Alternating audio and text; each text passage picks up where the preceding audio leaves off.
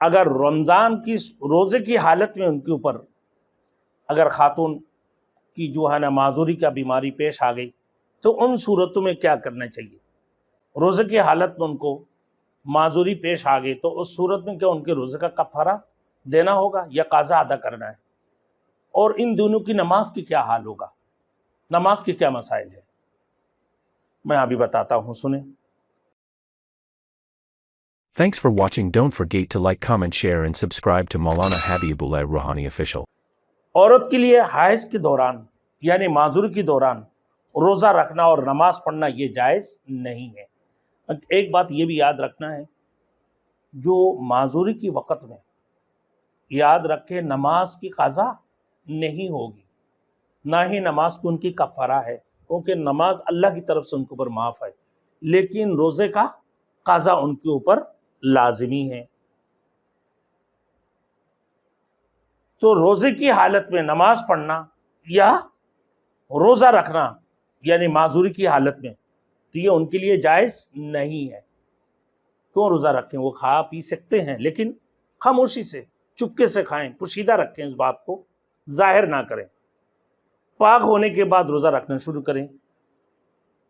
اگر باقی رمضان باقی ہے اور جو روزے رہ گئے بعد میں قضا کی نیت سے وہ رکھ لیں، باقی نماز معاف ہے اس کے لیے، اس کی قضا کی بھی کوئی ضرورت نہیں ہے، نماز معاف ہو گئی۔ اگر عورت معذوری کی حالت میں تھی، رمضان کی دن پاک ہو گئی تو سورج غروب ہونے تک کھانے پینے کی اجازت نہیں ہوگی۔ حیض میں تھی یعنی معذوری کی حالت میں تھی اور رمضان کی دن روزے میں وہ معذوری ان کی ختم ہو گئی، پاک صاف ہو گئی، تو سورج غروب ہونے تک وہ کھانے پینے کی ان کا اجازت نہیں ہوگی، نہ کھائیں نہ پیئیں، بلکہ روزہ داروں کی مانند رہنا لازم ہوگا، روزہ داروں کی جیسے وہ رہے ان کے لیے لازمی ہے۔ اس دن کا روزہ بھی بعد میں قضا کی نیت سے رکھنا لازم ہوگا، فوت شدہ روزہ بھی رکھنا لازم ہے، اس دن کا روزہ بھی رکھیں گے۔ اگر عورت رمضان میں پاک تھی اور روزہ دار تھی، دن میں اچانک ان کی معذوری شروع ہو گئی، ہونے کے بعد ان کے لیے کیا ہوگا؟ تو فرمایا اگر ایسی بات ہے کہ ان کی معذوری کا آثار نظر آنے لگی یا وہ اپنا آثار دیکھ لیے تو ان صورتوں کی حالت میں اس کی روزہ قضا لازمی نہیں ہوگا، اس کا قضا لازمی نہیں ہوگا۔ اگر عورت رمضان میں پاک تھی اور روزہ دار بھی تھی، دن میں اچانک ان کی معذوری کا آثار نظر آنے لگے تو اس کی قضا لازمی نہیں ہے۔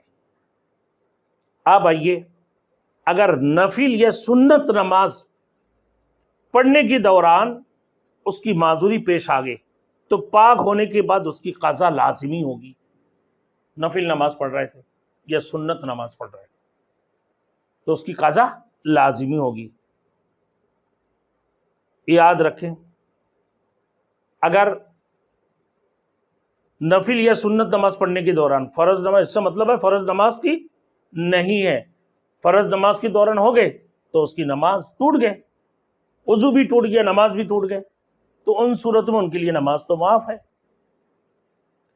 اگر آدھے روزے کے بعد معذوری آ گیا تو روزہ فاسد ہو گیا، آدھا روزے کے بعد پاک ہونے کے بعد اس کی قضا لازمی ہوگی۔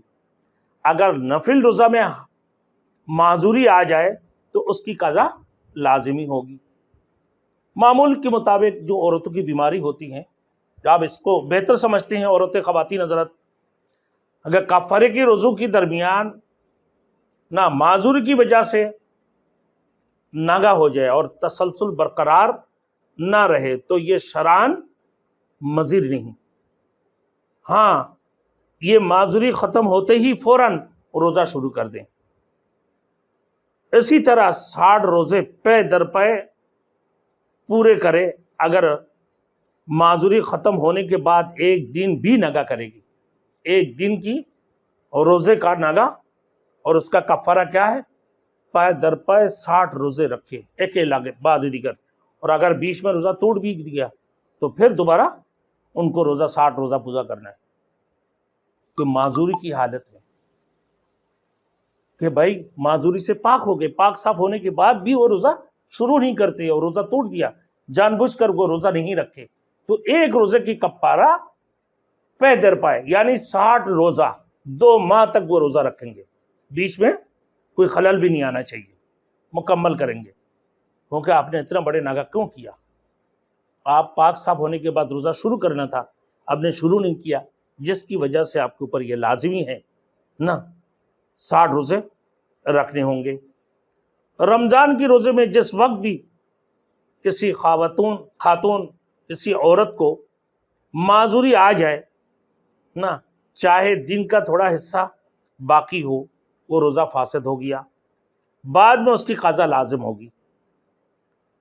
نفل روزے کا بھی یہی حکم ہے.